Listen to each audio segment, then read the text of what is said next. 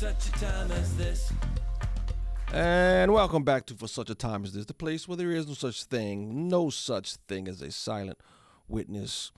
As always, we try to start off the program with a text, and no better text to frame this video that we are going to play for you today. It's a viral video, but before we get to the video, John 5:28, Jesus is speaking to the crowds, and he says, "Do not marvel at this, for an hour is coming when all who are in the tombs will hear his voice." That's the Son of Man, that's him. Hear his voice and come out, those who have done good to the resurrection of life, and those who have done evil to the resurrection of judgment. Ladies and gentlemen, boys and girls, the left, the evil people who are sexualizing our children in schools, they're no longer hiding it anymore. They're just not hiding it. They don't feel the need to hide their sick agenda when it comes to our children. It baffles me, the stances that people can take. It absolutely baffles me.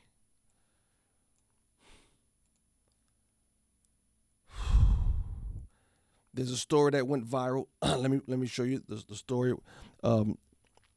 ACPS defends assistant principal featured in viral video. That viral video is when this person here is questioning the vice principal of a school. I'll read it real quick. Gainesville, Florida. This is written by Gainesville, Florida newspaper. It says, after a video of witness testimony for the district hearing on a parent's challenge to the book Melissa went viral today, Alachua, I don't know if I'm pronouncing that correctly, Alachua County Public School and Superintendent Shane Andrews released a statement supporting the witness. The district book challenge hearing was held on January 24th after Dr. Crystal Merle appealed a decision by the Terwilliger Elementary Library Advisory Council to keep the book, which she challenged because she believes it is not appropriate for elementary age children. So she's questioning the assistant principal, Garret Jones, who's sitting down as she's questioning him.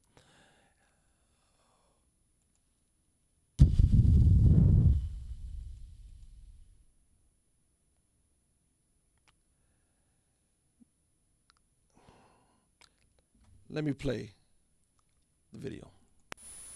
I believe you two have children, is that correct? Yes. What ages are they? 18, 16, and 13. And would you find it appropriate if they brought this book home and we're talking about dirty magazines and pornography in a K-5 environment? I think it would open up a conversation that we would have. So you think the book is appropriate in the K-5 environment, even though it's referencing pornography and dirty magazines? I think in my, what I voted for was that it would be for the 3 to 5 age group.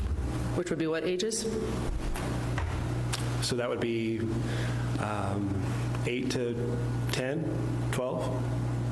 So you think an 8-year-old would be appropriate to be reading about pornography and dirty magazines from school? Yes. Yes. Seems pretty clear to me, yes.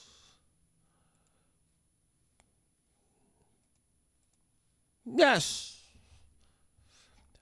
The school district tries to do cleanup, and I've taken an excerpt out that actually deals with the teacher. It says, Alachua County Public Schools statement, the statement from the county begins, right? They're trying to defend this. To be clear, up front, this superintendent, the district, and the staff believe no student should have access to pornographic materials in their schools. Really? Okay, all right. because I did some research and I wanted to give both sides of the story. I want to see if this is true. This is a statement that they put out, right? That belief is shared by the ACPS employee who has been the subject of recent social media postings about a book challenge. Really? That's not what I heard. I know what I saw. ACPS writes that the video, quote, was taken out of context and was misleading, close quote, and clarified that the witness, quote, did not intend to convey that this book was in fact about pornography and dirty magazines. He certainly does not agree that it is appropriate for an elementary school student or any other student to read pornographic material. That's not what I saw. So now we are again at a point to where, are you going to believe the school district or are you going to believe your lying eyes, your lying ears? You can argue whether or not the book is pornographic, which they say he does later on, but he doesn't challenge that at that moment. The question was, are you okay with pornographic material being shown to 3rd to 5th grade? I think that's what he's talking about. 3rd to 5th grade age students. She said, how old is that? 8 to 12? No, it's really like 8 to 10. You were right the first time. 8 to 10, pornographic material. Flat out. I'll play it again so you can hear it. The school district goes on. It is rather his belief. So now he's not saying this. The school district is clarifying his remarks. It is rather his belief that this particular book is not pornographic, does not violate state statutes, and can therefore be read by elementary school students in grades 3 through 5. Cool. That's not what he said. That's not what he said. And that's fine if you sit up and say, look, I don't believe the book is pornographic, and I would not, under any circumstances, encourage pornographic material be shown to 3rd, 4th, and 5th graders. That's the answer. That's not the answer he gave. The parent never actually asked the ACPS witness if he believed this book is pornographic. She doesn't have to. Under the circumstances by which she asked the questions, the answer clearly is not pornographic, and I would never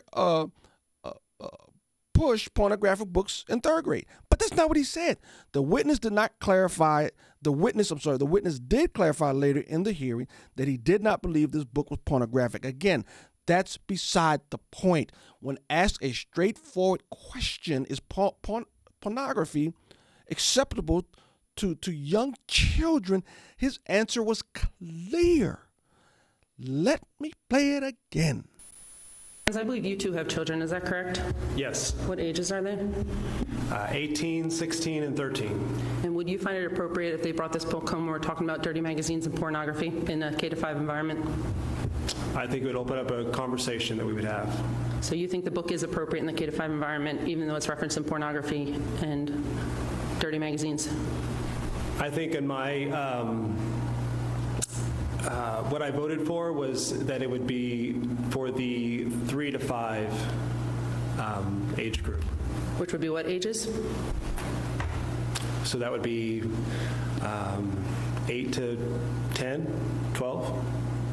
So you think an 8-year-old would be appropriate to be reading about pornography and dirty magazines from school?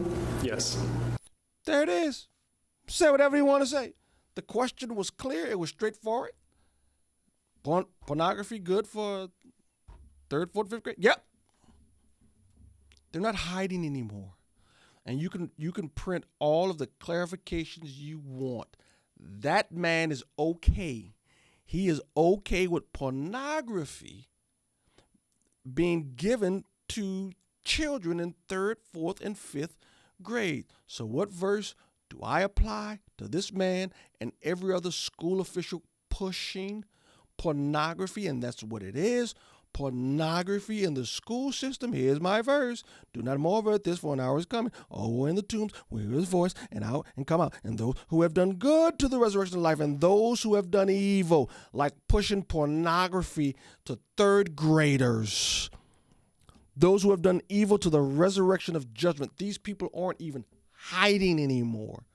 They're evil.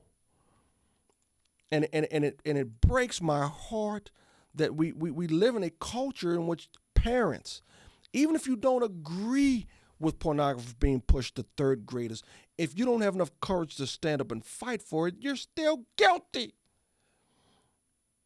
Guilty. These people aren't even hiding anymore. And it is a shame, it is sad, but this is what public schools have come to. And this was in Florida. If you live in New York, if you live in the Socialist Republic of Illinois, if you live in California, what the heck are they teaching your kids?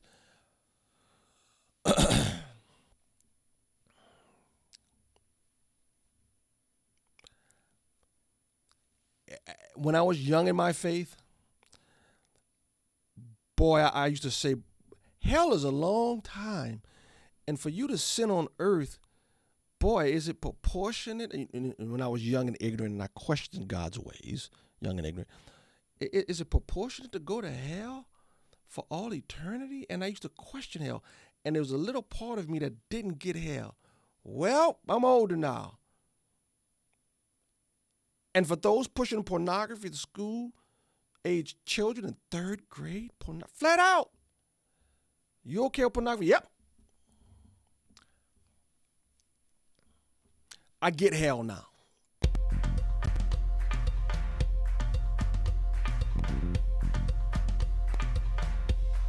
For such a time as this,